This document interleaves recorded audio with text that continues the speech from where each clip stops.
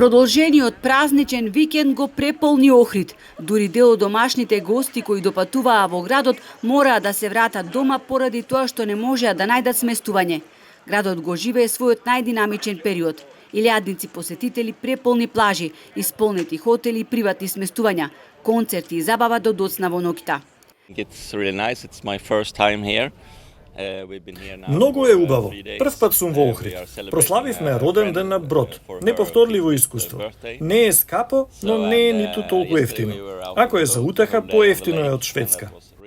Is beautiful. Yes, we love it. Never been before, would love to come back again. Прекрасно е. Никогаш порано не сум била и би сакала да се вратам пак.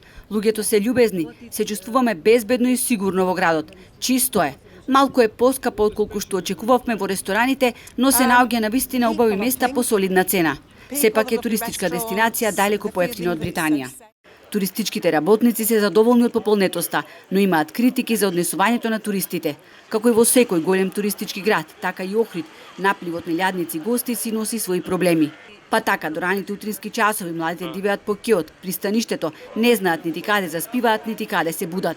Доколку немаме тие збиднувања и концерти кои што ги привлекуваат младината, затоа што овој празник е познат по голема посетеност на младината, која што зад себе, нажалост, остава пустош. Колку ние и да го средуваме градот, колку и да работат службите, колку еден човек може да износи, никој не може да исчисти.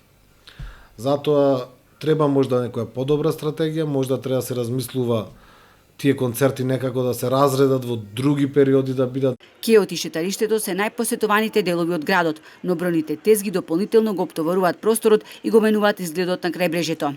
Мора да се направи посебна стратегија. Искрено, значи немаме ништо против да има и таква содржина, но има и други делови во градот кои можеме да ги развиеме за да се презентира таквата содржина таму, али центарот е нешто што се вика срцето и јадрото и презентацијата на Охрид и мораме да го редуцираме, да ги оставиме само оние локали кои се веќе затекнати во тие стари објекти по кеот и секако да дојдат до израз сите културни историски споменици, езерото и стариот град.